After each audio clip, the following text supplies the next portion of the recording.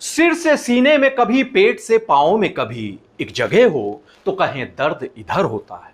दरअसल किसी एक पहलू में खामी हो तो उसका जिक्र किया जाए, पर जब सारे कुएं में ही भांग मिली हो, पूरा का पूरा तंत्र ही लापरवाह हो, बेपरवाह हो, जिम्मेदार अपना फर्ज भूल चुके हों, तब वही अनहोनी घटती है जैसी अनहोनी हाथरस में हुई।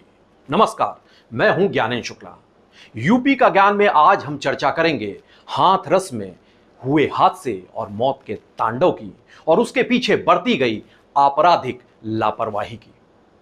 गौरतलब है कि अपने और अपनों की बेहतरी की आस लेकर, ना जाने कितनी उम्मीदें लेकर, तमाम मन्नतें लेकर आस्था की डगर पर निकले सैकड़ों लोगों को बदइंतजामी लापरवाही का अजगर निगल गया। दर्जनों बेगुनाहों ने मौके पर ही दम तोड़ दिया, जान गंवा दी। जो बुरी तरह चोटिल हुए, जिंदगी और मौत की जंग लड़ते हुए अस्पताल तक तो पहुंचा दिए गए, लेकिन वहां की बदइंतजामी ने उन्हें मौत की नींद सुला दी। सत्संग के लिए निकले तकरीबन 125 लोगों की मृतदेह घर वापस लौटी। हाथरस के सिकंदरा राव में एटा हाईवे के किनारे फुलरई गांव में मंगलवार को जो हादसा हुआ, उससे पहले के घटनाक्रम के बारे में आपको बताते हैं। दरअसल यहां सुबह से ही भीड़ जुटनी शुरू हो गई थी सत्संग में शामिल होने वाले भक्तों की। 8 बजे के बाद तो जत्थे के जत्थे पहुंचने लगे थे। उमस थी, अव्यवस्था थी आयोजन स्थल पर। दोपहर 12:30 बजे के करीब सत्संग जब शुरू हुआ, उसके बाद बाबा नारायण साकार विश्वहरि के करीब 1:45 के करीब रवाना होने के बाद से ही भीड़ बेकाबू होना शुरू हो गई। चश्मदीदों के मुताबिक कई लोग वहां पर बाबा के पैर छूने के लिए दौड़ने लगे। कई लोग तो वहां पर चरण रज यानी चरणों की धूल, जहां पर उन्होंने पैर रखे वहां पर वो धूल लेने के लिए दौड़ रहे थे, मिट्टी लेने के लिए। कुछ लोग पास में ही बनी पार्किंग थी, उसके बाद उसकी तरफ बढ़ने लगे।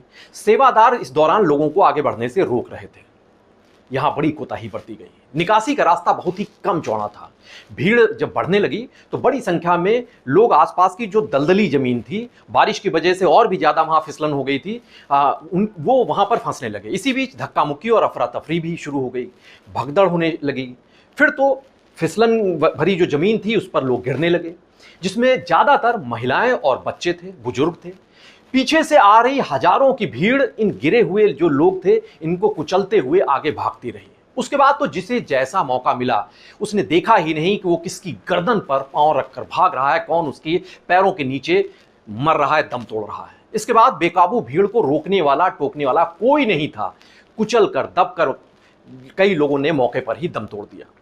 कई गड्ढे और दलदल में फंस गए जो वहां पर थे आसपास के इलाके में। घायल और बेहोश हुए लोगों को एम्बुलेंस, ट्रक और कारों में लाद कर अस्पताल ले जाया गया। अस्पतालों में भी बद इंतजामी पसरी हुई थी। ट्रॉमा सेंटर और सीएचसी पर जनरेटर तक वहां पर जब उसकी चलाने की जरूरत हुई तो पता चला कि उसमें तेल ही नहीं था। तमाम अव्यवस्थाएं थी, बद इंतजामी थे, और वहां पर जो चोटिल लोग थे उनकी तादाद सैकड़ों में थी। लेकिन उनका इलाज करने की जब बारी आई तो मेडिकल स्टाफ ही कम पड़ गया, त्वरित इलाज मिल ही नहीं सका, और ऐसे में कई लोगों की सांसें थम गईं। उस दौरान यूपी में पहले भी भीड़ की जो भगदड़ है उसकी वजह से कई गंभीर हादसे हो चुके हैं। राजधानी लखनऊ की बात करें, आज से 20 साल पहले, 2 दशक पहले, 2004 में 12 अप्रैल को यहां पर आम चुनाव होने थे। उससे पहले एक आयोजन किया गया महानगर इलाके में। तब दिग्गज नेता बीजेपी के हुआ करते थे लालजी टंडन, और उनका एक आयोजन था। उन्होंने साड़ी बांटने की एक कोशिश की, और इसी दौरान वहां पर भगदड़ हुई और 22 महिलाओं ने दम तोड़ दिया। 4 मार्च 2010 को उत्तर प्रदेश के ही प्रतापगढ़ जिले में मनगढ़ इलाका है, वहां पर कृपालू महाराज दान दे रहे थे। उस दौरान उनके आश्रम में भगदड़ मची और गेट टूट गया। 63 लोगों की कुचलने से मौत हो गई। 9 अक्टूबर 2016 को बीएसपी सुप्रीमो मायावती की एक रैली थी इको गार्डन में, वहां पर भगदड़ हुई, 3 महिलाओं की मौत हो गई और 2 दर्जन से अधिक लोग बुरी तरह से चोटिल हो गए थे, घायल हो गए थे। देश में तो बीते कुछ वर्षों में ही ऐसे गंभीर हादसे हुए हैं जिसमें सैकड़ों इंसानी जिंदगियां जा चुकी हैं, मौत के हवाले हो चुकी हैं। इंदौर में तो पिछले साल ही एक बड़ा गंभीर हादसा हुआ था। वैष्णो देवी में भी ऐसा हादसा हो चुका है। कई जगहों पर उत्तर भारत से लेकर दक्षिण भारत तक अव्यवस्थाएं हुई, भयंकर चूकें हुई। बावजूद इसके ऐसा लगता है कि जिम्मेदार तंत्र कोई सबक लेना नहीं चाहता है। नतीजा यही है कि हाथरस जैसी हृदय विदारक घटना फिर से घट गई। सवाल उठते हैं कि इतने बड़े पैमाने पर जुटान हो रहा था, एलआईयू क्या कर रही थी, लोकल इंटेलिजेंस यूनिट, पुलिस की होती है। वो क्या कर रही थी, उसने क्या अभिसूचना दी, क्या जानकारी दी अपने अफसरों को। जिला प्रशासन के मुताबिक 80,000 की भीड़ की बात कही गई थी। तो 80,000 की भीड़ भी कम नहीं होती है। तो क्या जो आयोजन स्थल था उसके एंट्री और एग्जिट के जो रास्ते थे, आपातकालीन निकासी के जो रास्ते थे, क्या वैकल्पिक मार्ग होंगे, इनके इंतजाम किए गए थे क्या? अगर नहीं तो इस आपराधिक लापरवाही का कसूरवार कौन है? आयोजन स्थल के इर्द गिर्द की जमीन दलदली थी। अमूमन जब कोई वीआईपी ऐसे जगहों पर आगमन होता है उसका, तो वहां पर ऐसे जो स्थल होते हैं या तो उन्हें बदल दिया जाता है या फिर आवाजाही के दौरान बहुत ही खास किस्म का एहतियात बरता जाता है। लेकिन यहां तो हजारों लोगों की भीड़ जुट रही थी, लाखों की तादाद में लोग पहुंच रहे थे और ऐसा लगता है कि उनको तो ऊपर वाले के ही रहमो करम पर छोड़ दिया गया था।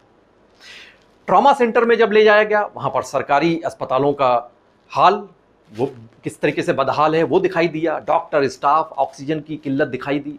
कराहते हुए कई घायल जो है उपचार ना मिलने की वजह से दम तोड़ते रहे, ये चश्मदीदों ने सीधे तौर से बताया। कहीं कोई आपात प्लान दिखाई ही नहीं दिया। कोई इमरजेंसी के बहुत सारी कागजों पर योजनाएं हैं, कुछ दिखी ही नहीं। यूपी में विगत 2 दशकों में भगदड़ की घटनाओं में 3 दर्जन से अधिक मौतें हो चुकी हैं। लेकिन इन घटनाओं से सबक लेकर पर्याप्त कदम समय रहते क्यों नहीं उठाए गए?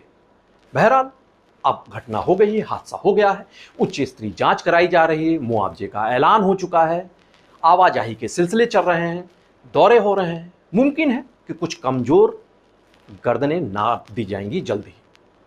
बीते तमाम मामलों के मानिंद जांच के बाबत जो सिफारिशें की जाएंगी वो भी जल्द ही फाइलों में धूल फांकती नजर आ सकती हैं। इस बड़े हादसे की यादें जनता के जहन से भी जल्द ही धुंधली हो जाएगी। कहा जाता है कि जनता की याददाश्त थोड़ी कमजोर होती है। ये जब जहन से धुंधली हो जाएगी फिर भविष्य में किसी बड़े हादसे के इंतजार में सब कुछ पुराने ढर्रे के डगर पर चल निकलेगा। और ऐसे हादसों का हम कब तक इंतजार करते रहेंगे, ये बना रहेगा यक्ष प्रश्न। नमस्कार।